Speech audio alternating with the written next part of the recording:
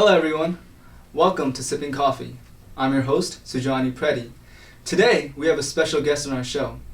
He is someone that has been helping with the refugee communities for a long time and is part of the Church World Service. He is a big inspiration for me and for the younger generation, very helpful for the older generation, and a very humble man.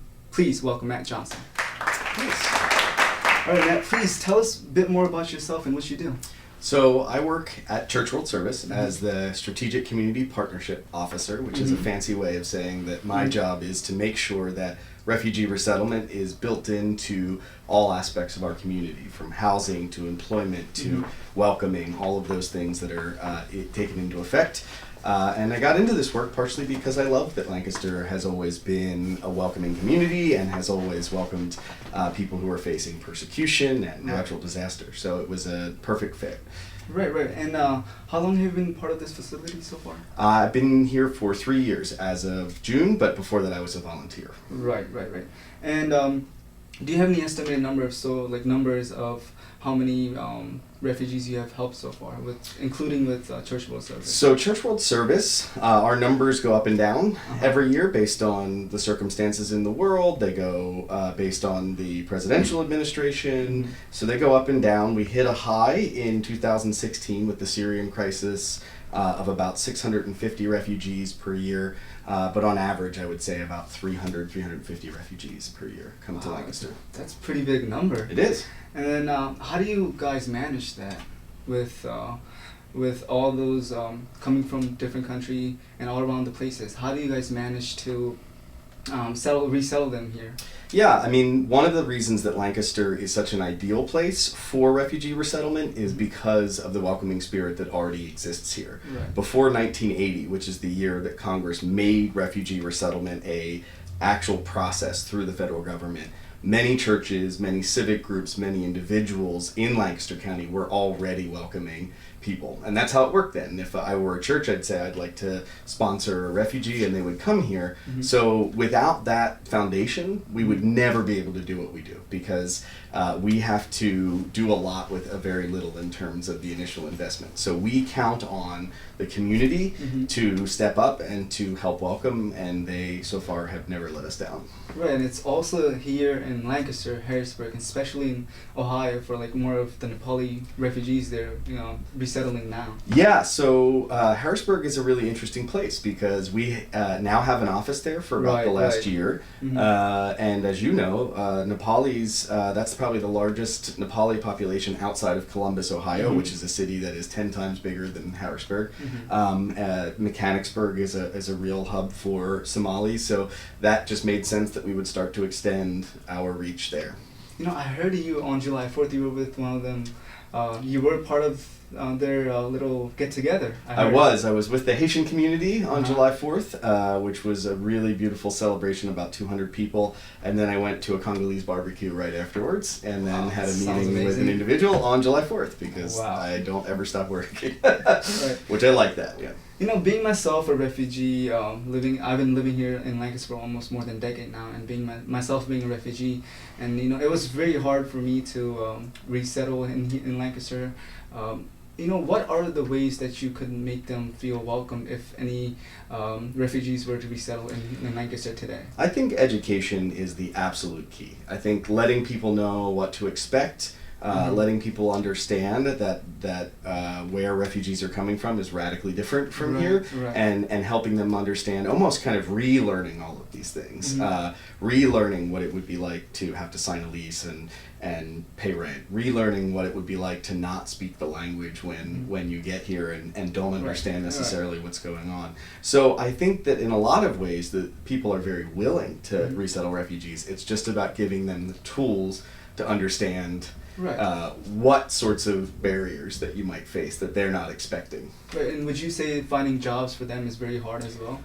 Jobs is not as hard. Because it comes with a language barrier too. Sure. And many more employers are understanding that they need refugees and immigrants to keep the workforce growing. And that's just a fact of the matter. One thing that everybody's mind right now is inflation, and one of the key ways that you bring down inflation is by filling all of the positions that need to be filled. We're in a really weird situation where we have some of the lowest unemployment ever, and yet there are more jobs available right now than almost at any time in American history. And so this is how you fill those jobs. And I'm in this work, as you know, because I care about welcoming folks, I care about helping build capacity in refugee communities. But if we want to make a larger argument for why refugees and immigrants are important, we can point right to employment, filling jobs, keeping the communities growing and diversifying. You know, so I think that's really important. The biggest challenge right now to resettlement is definitely housing.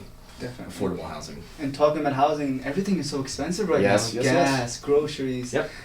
Car insurance, everything is so expensive. So if any refugees was resettled today in today's time, and they are, they still are. How would Church World Service be financially able to help them? The best thing that we can do for someone is help them find a really well-paying job that allows them to feed their families and get the gas that they need to get places. And one thing that we haven't talked about much as a culture as gas prices have gone up is using things like public transportation. That's one way of keeping the demand down so that prices stay down. So a lot of our former refugee clients will take the bus to work, they'll carpool, there are other opportunities. Some companies even have a van that comes through the city and picks people up.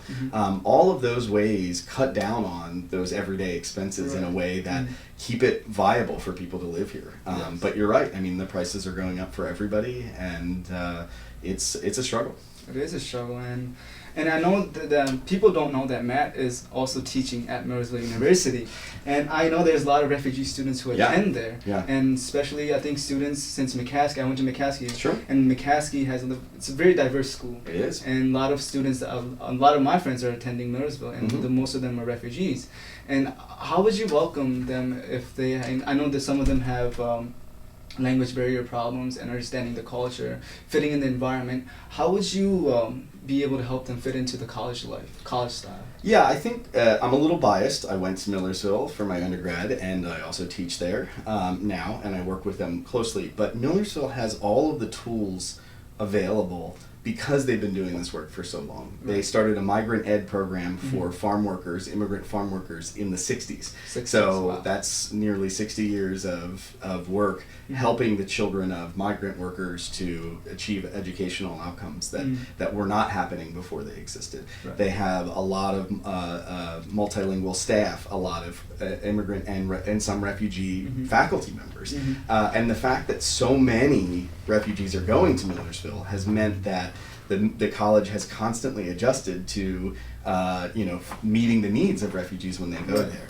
My big next step, which I've worked with your cousin on and others, is I want to start seeing college campuses host refugees when they first arrive. And the idea behind that is not so wild. There's a professor in North Carolina who has created a program called Every Campus a Refuge. And the idea behind it is that the first stop for a refugee family would be on campus, in housing there, and think about all of the things that come with that, with welcome, Wi-Fi, access to a library, access to students and faculty that understand the service needs, acclimation to an academic environment. All of those things right off the bat, right? Imagine, you get 6 months of housing, you don't have to rush into paying rent immediately, you don't have to rush into all of the things that you just mentioned, and then it also meets the college's goals of globalizing, of increasing diversity, and giving students and faculty real-world skills, right? If you're a social work student, if you're an education student, you have the opportunity to work directly with a family. It's not, it's not reading a book about it. You are actually on the front lines of providing those services. And I think that that's a win-win-win for our community, for the refugees themselves, and for the college. Right, and you worked with, from the younger generation to older generation.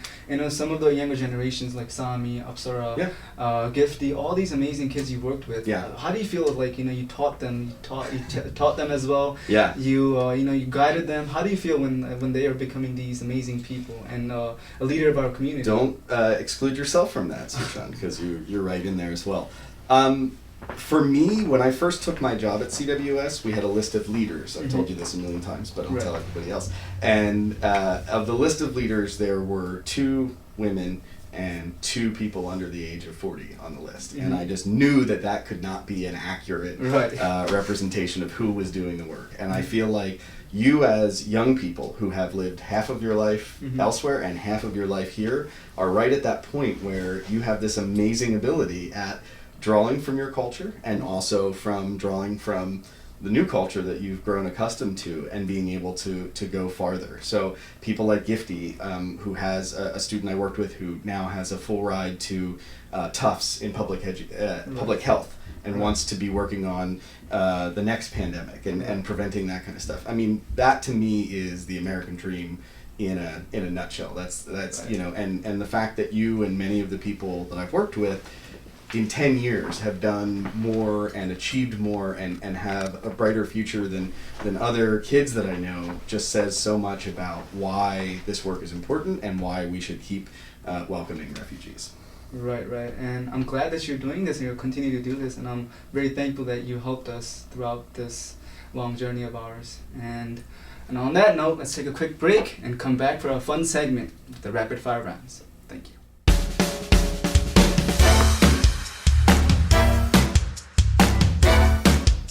Welcome back, ladies and gentlemen, and now it's time for a fun segment, rapid fire rounds. All right, Matt, I know you're a big movie lover, and I have some questions, and the answers must be full of fires. Okay. All right. Your favorite movie of all time? Birdman. If you were stuck in an elevator with Quentin Tarantino and James Cameron, what would you do? Ignore James Cameron and pick Quentin Tarantino's brain. Okay. Between The Wolf of the Wall Street and Godfather, which movie would you like to be part of? Oh, Godfather, easy. All right, your favorite actor and actress? Oh, goodness. Okay, well, probably should do modern actress, Kate Winslet, actor. It's a pretty standard one, but I'm going to go with Daniel Day-Lewis. Okay. A young wizard is forced to participate in a deadly contest he did not enter. What movie is this? That would be Harry Potter and the Goblet of Fire. Woo! Okay.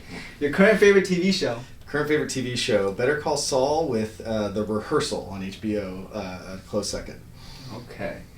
If there was one mistake you made in the past that you could change, what would that be? I probably, as a kid, a teenager in Holtwood, Pennsylvania, I tried to create my own Lord of the Rings movie before the Lord of the Rings movie came out. I would have gone back and finished that movie. I never got to edit it, so there's all of this raw footage somewhere that will inevitably embarrass me someday. Right. Social media, Matt, would you consider it a curse or a blessing? Oh, it's, of course both. I know you knew I was going to say that, but it can be good for so many things, though less and less by the day. All right. Your favorite band? My favorite band, my goodness, probably the Band or the Beatles. Beatles, got it. The Band probably though right now. Yeah. Okay. Your favorite instrument? Ooh, my. To listen to or play? To play. To play guitar. Guitar. Okay. If you were stranded on an island, what are 3 things that you would bring? Oh my goodness, that's a great question. Desert island objects, you say? My cat, my some sort of movie player that I would have to have, and my record collection.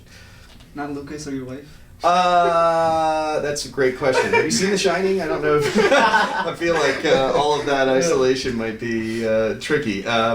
Yes. I mean, I didn't realize that people. Good call. Yeah. Got it. All right. That's my wife and son. Yeah.